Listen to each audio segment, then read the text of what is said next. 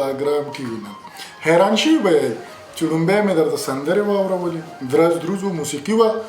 او یو ناڅاپه درته په سکرین فاروق فراق نمودار شو حیرانېږئ مه نن 3 مارچ دی 3 مارچ په ټوله نړۍ کې د موسیقۍ د ازادۍ د ورځې په نوم باندې نمانځل کیږي نن په دغه سلسله کې په پیښور کې یوه ډیره خوندوره دستوره شوې ده دغه دستورې ته زموږ د باګرام ټیم ورغلی و ښاغلي فیاض شاداب او معاذ طارق اوان د دې کوریج کړی دی ستاسو په منځ کې نور نه حل کېږم راځئ د دغې ورځې نور احوال درته په ویډیوي بڼه درکوو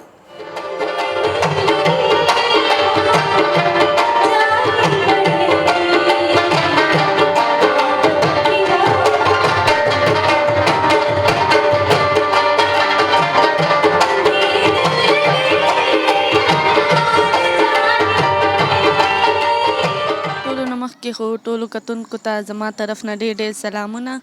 او ډېره زیاته خوشحاله شوم چې دغه شانتې زموږ د فنکارانو دپاره دا ورځ مانځلی کېږي او زه به دا ووایم چې هر یو هنرمند دې وي که مونږ یو که بل وي که هر څوک وي د هغې دپاره دې د تحفظ څه انتظامیات وکړی کي ولې چې نن سبا حالات ډېر زیات خراب دي او زموږ فنکارانو ته ډېر زیات مشکلات دي یقینا دا خبره ده چې زموږ فنکارانو ته په دې حالاتو کې ډېر زیات تکلیف دی حالات ډېر زیات سخت دي او فنکاران غریبانان ټول خفه دي موږ هم خفه یو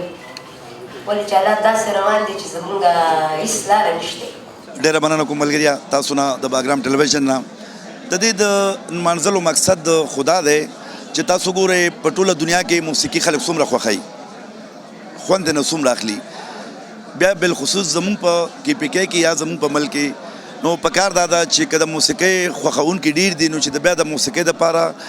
پرمختګ دپاره هم لارې پیدا شي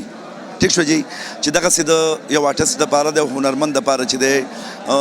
تر څو پورې د هغه خېټه مړه نه وي تر څو پورې د هغه هیلت نه وي د هغه اوسېدولو ځای نه وي هغه به څه سندرې ووایي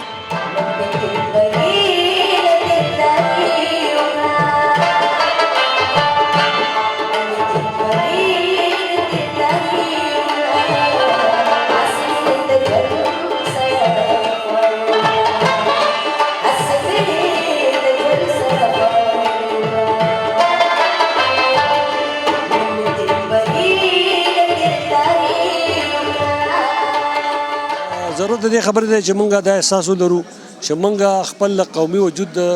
راټولولو لپاره د موسیقۍ لاره خپل کو یا هر چې دا زموږ چې کوم ثقافت دی زموږ روایت دي د هغې په تناظر کې که فرق که موږ د قام ولې احساس ولرو زما خیال دی موږ به بریالي شو اول خو داسې پروګرامونه شته دی هم نه مخکې به ډېر زیات وو مخکې به ډېر زیات لکه خلکو تلو راتلو موږ خپله هم تلو خو اوس خو ډېر زیات نشته دی ځکه چې دا مطلب حالات ډېر زیات خراب شو اور بله خبره دا ده چې مطلب اوس هغه رنګې خوند هم نشته دی حکومت ته پکار دی پلیز چې زموږ دا ریکویسټ قبول کړي موږ چې همیشه سنګینګ ته ځو لکه مطلب همیشه موږ سټارټ نه چې اغوستی دی نو موږ خپل کور کې پریکټس کوو نو پکار دی هغې ته چې موږ ته یو داسې اکیډمي کولاوه کړي چې موږ هفته کې هغې کې یو ځل خو پریکټس کوو چې موږ خپلو مینهوالو ته د خپل فن نور هم مظاهره وکړو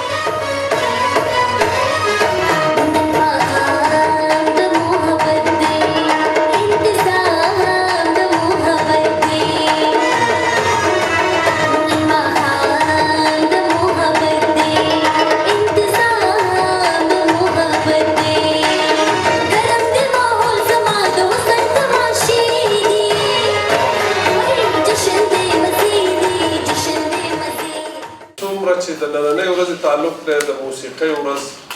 نو موسیقي خو په دې ټول کائنات خوره ده مونږ که سیلۍ ته غوږ کیږو نو هم پکې موسیقي ده او مونږ که باران ته غوږ کیږو هم پکې موسیقي ده هغه زما یو شعر دی چې ګلونه او خوشبو را باندې ګران د چا په مخ دي ګلونه او خوشبو را باندې ګران د چا په مخ دي د ساز مې د جانان سره نسبت دی ځکه خوب دی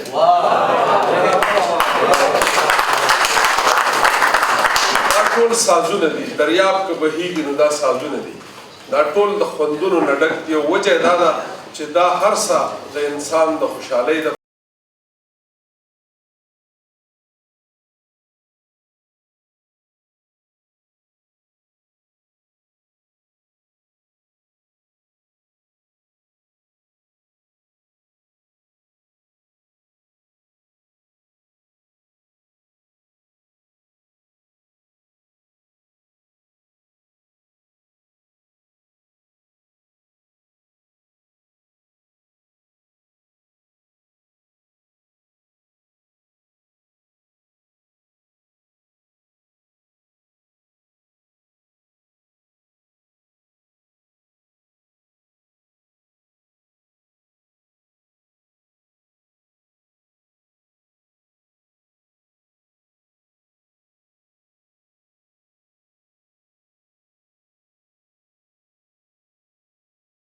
وي چې داسې کلتوري او د کلتور د ثقافت دا غونډې چې کېږي که نه نو دا موږ دپاره ډېره د خوشحالۍ خبره ده پوه شوې بله لکه زموږ د ټپې پته پکې لګي د چاربیتې پته پکې لګي د نیمکۍ د بګتی د غزل د نظم پته پکې لګي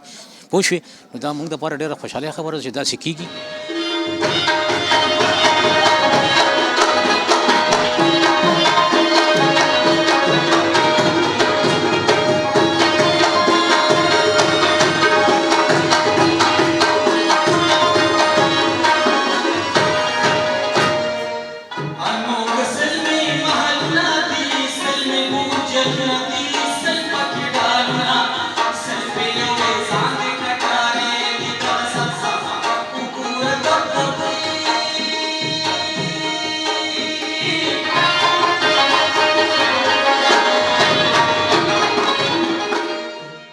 زه ستاسو د ټولو د دې حال بلکې توجه یوې مسلې ته راګرځول غواړم او هغه دا نن به په خصوصي توګه باندې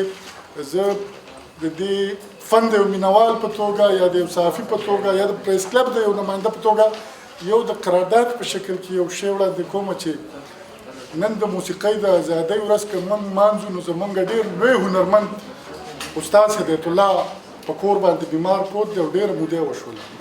هغه ذهني توازن د لاسه ورکړی دی او هغه د خینې په کور کې په یوه کوټه کې اوسي او هغه دې حد ته تللی دی چې اوس هغه یې تړلی وي هغه ورونه ماتوي شیشې ماتوي نو د هغه علاج ممکن دی ما په ذاتي توګه باندې ډېر هغه وکړی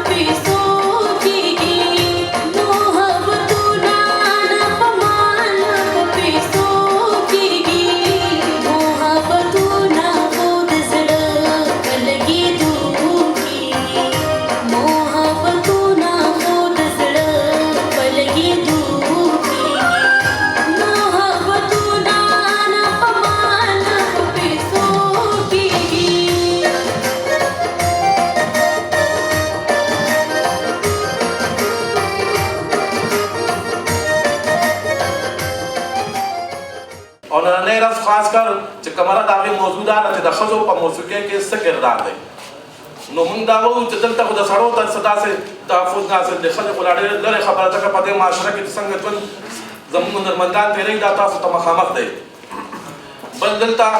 چې لکه د سنسر بورډ نشته کاپي رایټ ایکټ نشته که یو ګلوکار دی هغه خواري وکړي دا خواري بې ځایه ځي په دې ورځ باندې چې څومره پښتنې مېرمنې سندرغاړې دي نو هغوی ته خراج وړاندې کوم هغې ته د عقیدت پیرزونې وړاندې کوم ځکه چې دا په موسیقۍ کې د مېرمنو په برخه په حوالې سره دا ورځ لمانځل کېږي